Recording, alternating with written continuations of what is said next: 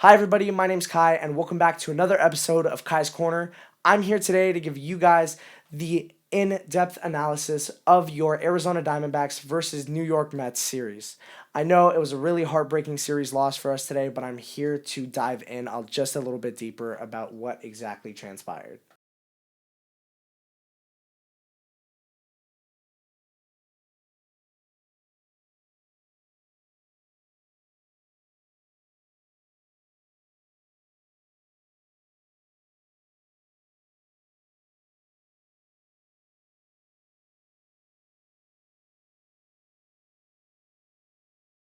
Your Arizona Diamondbacks suffered a heartbreaking loss today in honestly one of the worst ways.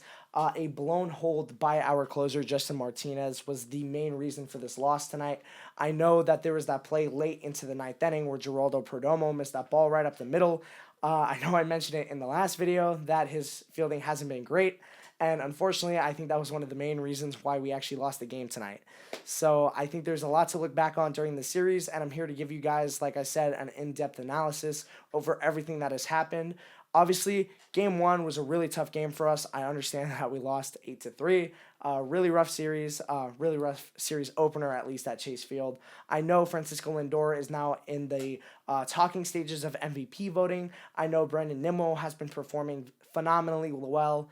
Pete Alonso's always been performing great too, especially with him having 2 home runs over this entire series.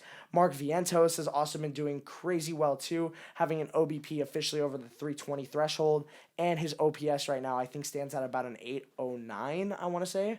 So I know that there's a lot going right now for this New York Mets team, especially with them obviously being a team contending for a wild card spot in the National League. I know there's so much happening right now, and I know that there's a lot of moving parts as we're entering the start of September. I know I've been mentioning it to you guys, quite frankly, a lot as well.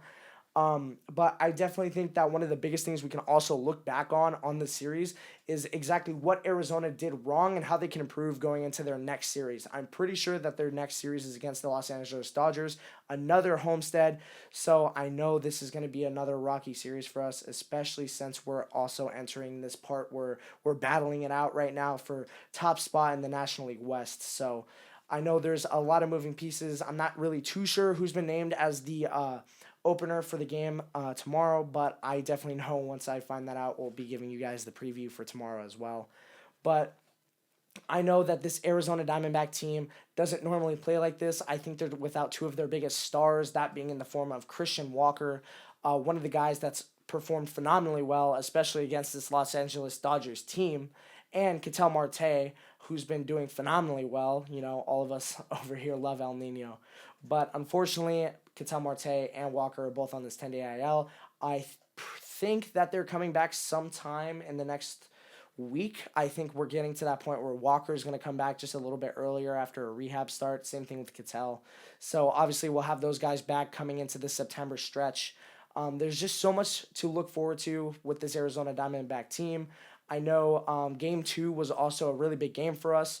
As I mentioned in game one, too, Pete Alonso also hit his I think it was his 300th official career home run that put him up on the Mets leaderboard. So I know I mentioned this again last video, but congratulations to him for that. I thought that was a big milestone in game one that needs to be talked about a little bit more. I think it's really cool part of history that always love to see a little bit of that, especially even if it's not on your team, you know, even if it's at your field.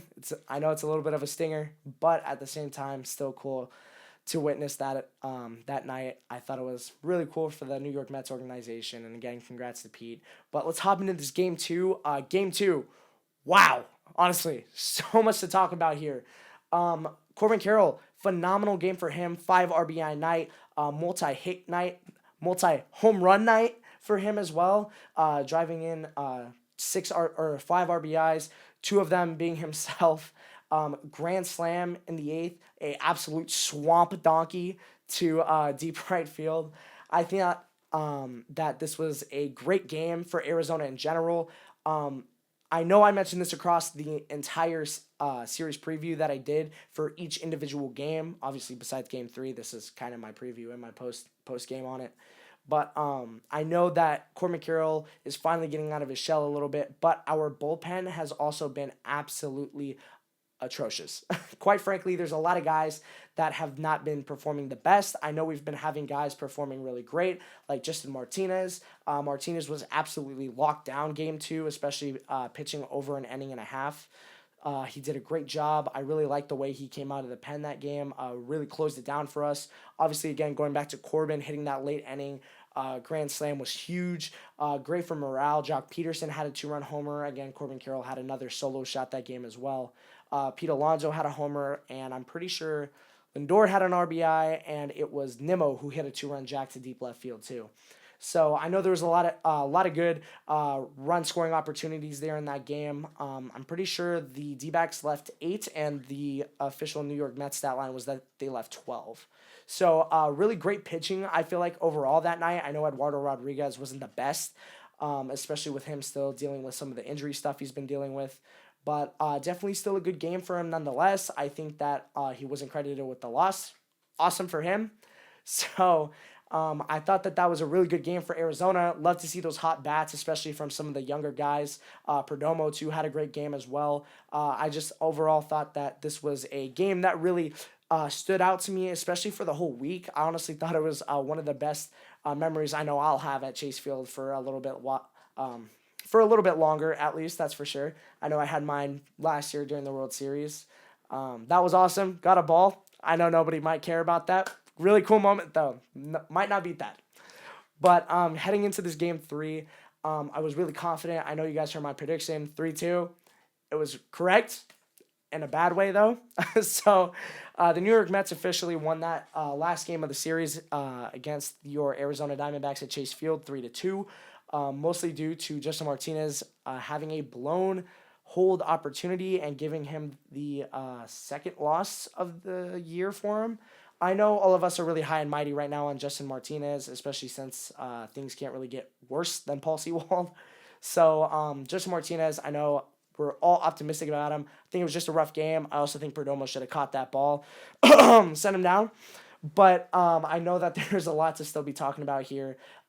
Great night again from Corbin Carroll. Great night from Lourdes Gurriel and Randall Grichuk, who had a 2-run bomb. Congrats to him as well. Great game there. Lindor keeping it up. Obviously still proving why he's a MVP candidate. So I think there was a lot to unpack with the Game 3 series. I think all we have to do now is just look forward to the Dodger series. I'm not quite too sure how many games out we are from a official first spot in the NL West. I think it might be around 4.5 now, especially after last night's loss. Well, tonight's loss. But I know Arizona still really wants to contain a first seed in the National League West.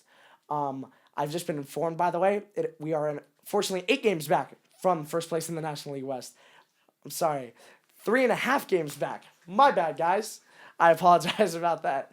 But yeah, I just think that there's so much to hold in this Arizona Diamondbacks organization. I feel like there's going to be a lot of good rookies that might get a shot in September to keep that push going towards October.